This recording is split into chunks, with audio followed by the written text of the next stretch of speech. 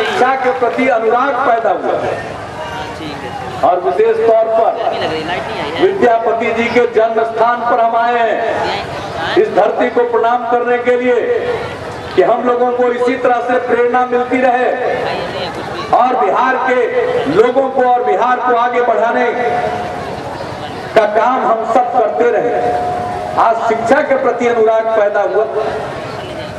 पढ़ाई लिखाई अगर न हो तो कोई चालाक आदमी ठग लेगा, गरीब गुरबा को ठग लेता है, इंदिरा आवास में बीच में कमीशन खा जाता है। एक से एक ठग लोग समाज में घूमता रहता है। हमने अपने अधिकारियों को कहा कि भाई आपसे ज्यादा तो होशियारी गांव में रहने वाला ये चालाक का धूर्त और कुछ लोग होता है, कुछ ही लोग हैं जो गरीब गुरबा को ठग लेता है। आप हमको पकड़िए, बहुत जरूरी। हमने इसीलिए लड़कियों की शिक्षा पर जोर दिया, महिलाओं को पंचायत में आरक्षण दिया 50%। आज देखिए सीमा देवी हैं, यहाँ की प्रमुख हैं, कितना लोगों के में एक जिसको कहिए कि आत्मविश्वास आया है, अपनी बात मजबूती के साथ कह रही है।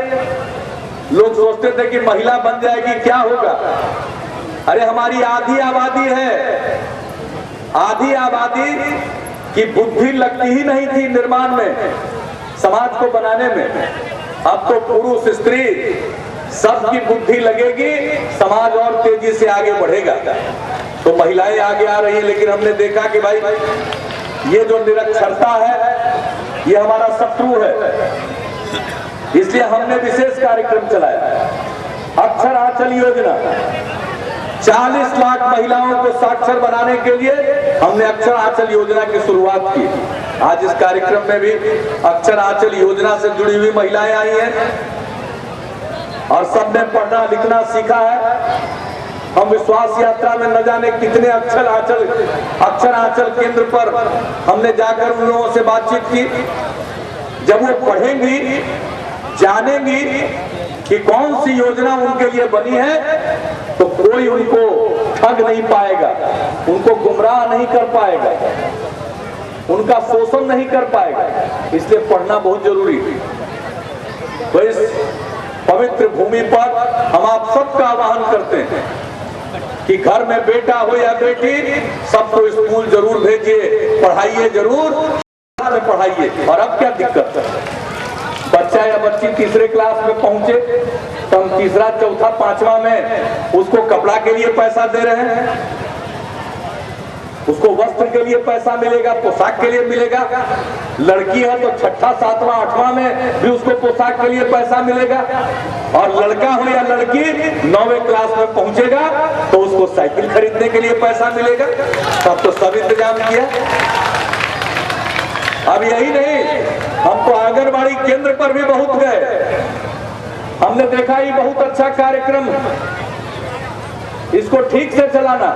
लेकिन हमने देखा गरीबी के कारण जो बच्चे आते हैं 3 वर्ष से 6 वर्ष आयु के बीच में, उनके तन पर वस्त्र नहीं होता, फटा चिटा गंदा कपड़ा पहने हुए वहां बैठे रहते हैं। तो हमने तय किया इस विश्वास यात्रा के बाद कि आंगनबाड़ी केंद्र में जो भी बच्चे होंगे उन सभी बच्चों को कपड़ा के लिए हम 250 रुपया प्रति बच्चा देंगे, ताकि वो कपड़ा सिला दे और ठीक कपड़ा पहन करके वो आंगनबाड़ी केंद्र में पहुंचे।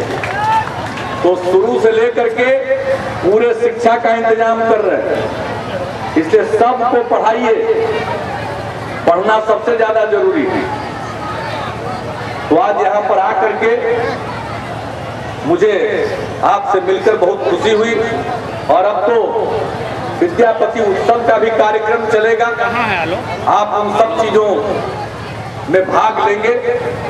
विशेष तौर पर हम सब याद करने के लिए इकट्ठा हुए विद्यापति, और विद्यापति न सिर्फ कवि कोकिल थे बल्कि लोकनायक भी थे। उन्होंने लोक भाषा में अपनी रचना की। उस समय जो आज आधुनिक भाषा है इनका उदय नहीं हुआ। कभी कभी के लिए उनको इंतजाम रखिए, आप भी लोग अपना वो भाषा का निर्माण होना शुरू हुआ। हम करते हैं, काहे नहीं करेंगे। इस प्रकार से भाषाएं विकसित नहीं हुई थी। और उस समय अपने उन्होंने लोक भाषाओं में अपनी रचनाएं लिखी और वो बहु प्रचारित हुई। वो काल जई यहाँ 6 साल बीत गया है, आज भी वो मिथिला के रोम रोम में व्याप्त है। मैं इस धरती को प्रणाम करता हूँ। और एक बात मैं और कहना चाहूंगा, मिथिला की जो ये सांस्कृतिक समृद्धि है वो बिहार के लिए गौरव का विषय है। हमने लोगों से कहा है कि बिहार तो आगे बढ़ेगा और आगे बढ़ रहा। अब दुनिया भर के लोग आकर बिहार के बारे में जानकारी ले रहे हैं, खुशी प्रकट कर रहे हैं। बिहार राष्ट्रीय समस्या थी, लोग बड़ा चिंतित थे कि देश तो कुछ आगे बढ़ रहा है, लेकिन अगर बिहार पिछड़ा रहा तो देश को आगे बढ़ने नहीं देगा।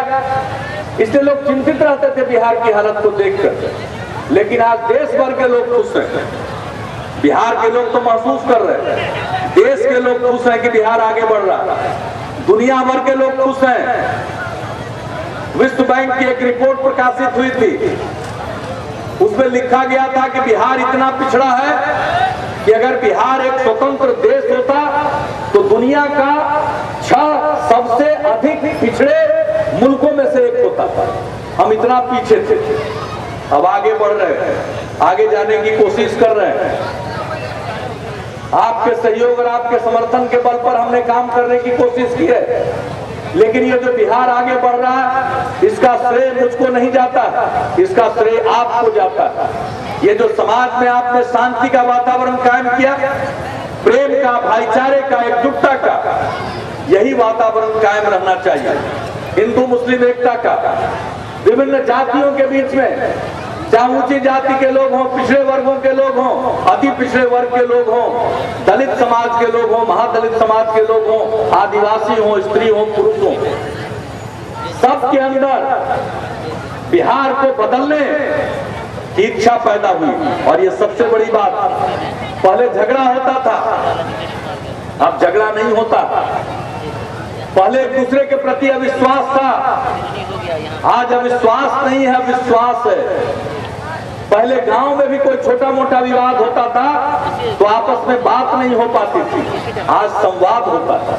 यूं तो विवाद होता ही नहीं है, और होता है तो बड़े बुजुर्ग बैठकर उसका रास्ता निकालते हैं, समाधान निकालते हैं। ये सबसे बड़ा परिवर्तन है और ये सबसे बड़ी बात है। ये जो बिहार के समाज में एकजुटता है, भाईचारगी है, ये बना रहे। और दूसरी बात है, पहले बिहार के अंदर जातीय पहचान चलती थी, आज मुझे खुशी है कि अब जातीय पहचान मिटती जा रही है और अब एक बिहारी पहचान उभरती चली जा रही है। ये सबसे बड़ी बात है। मैं आपसे अपील करूंगा, ये जो एकजुटता और भाईचारगी का भाव है, हिंदू मुस्लिम एकता का, विभिन्न जातियों के बीच में सौहार्द का, इस भाईचारगी और एकजुटता के माहौल को बनाए रखिए। और जो हमारी बिहारी पहचान उभर रही है, और जब हम बिहारी पहचान की बात करते हैं तो हमारे पहचान को कौन से प्रतीक होंगे हमारी पहचान के, तो विद्यापति एक प्रतीक है, मिथिला की मधुबनी पेंटिंग एक प्रतीक है। हमारे यहाँ बाहर से लोग आते हैं, हम क्या देते हैं, देश के बाहर के जब लोग आते हैं, पटना मिलने आते हैं, तो हम उनको भेंट स्वरूप क्या देते हैं, हम तो सबको मधुबनी पेंटिंग, मिथिला पेंटिंग जरूर देते हैं और उनको कहते हैं कि इसको अपने घर के दीवार पर जरूर लगाइएगा। तो ये तो हमारी पहचान है। तो आज हम इस धरती को प्रणाम करने आए हैं। एक बिहारी पहचान जो उभर रही है, उसके कुछ प्रतीक हैं, उनमें एक प्रतीक आप हैं। इस इलाके की समृद्ध विरासत है, संस्कृति है, यहाँ का साहित्य है, यहाँ की कला है। तो आइए हम सब मिलकर हमारे बिहार के विभिन्न इलाकों में जो सब कुछ भी शुभ है, अच्छा है, वो सबको मिलाएं और अपनी बिहारी पहचान को मजबूत करें, आपस में एकजुटता का भाव रखें और मिलकर एक नया बिहार बनाएं। और जैसे देश का विकास बिहार के विकास के बिना संभव नहीं है, उसी प्रकार से बिहार का विकास मिथिला के विकास के बिना संभव नहीं है। तो आइए हम मिलकर एक विकसित बिहार का निर्माण करें। हमारा संकल्प है 2015 तक बिहार को विकसित बनाएंगे। हम उस संकल्प को पूरा करें, मिलजुल कर इसमें लगे। और जब हम सब मिलजुल कर लगेंगे तो हमारी पहचान इतनी उत्तम होगी, इतनी बढ़िया होगी। पहले तो बिहारी लोग अपनी पहचान बाहर छिपाने लगे थे। इस इलाके के बहुत लोग बाहर जाते रहे, जाने वालों की संख्या कम हो गई, लेकिन फिर भी जाते हैं अभी। अब पूछिए उनसे, अब बिहारी कहलाना अपमान का विषय नहीं है, अब कोई अपनी पहचान को छिपाता नहीं है। तो आइए हम ऐसे बिहार के निर्माण की शुरुआत कर चुके हैं, इसको और ऊंचाइयों पर पहुंचाना है। और बिहारी कहलाना कभी भी अपमान का विषय नहीं बनेगा, सदैव सम्मान का विषय होगा, गौरव का विषय होगा, शान का विषय होगा। तो इन्हीं शब्दों के साथ मैं इस संध्या बेला में आप सबको अपनी शुभकामनाएं देता हूं। और अब तो चुनाव का समय आ गया, हमको अपना काम कर चुके, जो भी काम करना था 60 महीना में 56 महीना हमने जोड़ मेहनत की है। जितनी मेरी क्षमता थी उससे आगे बढ़कर हमने इस काम किया। हम एक ही अपील करेंगे, हमें अपने बिहार का भविष्य संवारना है। तो हम देखें अपने नौजवानों को, हम उन अपने नौजवानों को फिर से उन संकीर्णताओं में न ढकेले। उनका उज्जवल भविष्य है, दुनिया आगे बढ़ रही है। हम अपने आप को जोड़ेंगे और मिलकर आगे बढ़ेंगे। तो इन्हीं शब्दों के साथ आप सबको शुभकामनाएं देते हुए, और ये जो विद्यापति विशेष उत्सव का आयोजन हुआ है, इसके लिए भी मैं अपनी शुभकामनाएं देता हूं। बोचौल जी को धन्यवाद देता हूं। और आप सबको मैं अपनी तरफ से यही कहूंगा कि चलिए, आपने मौका दिया, हमने अपना काम किया। काम करता है वो कुछ मांगता नहीं।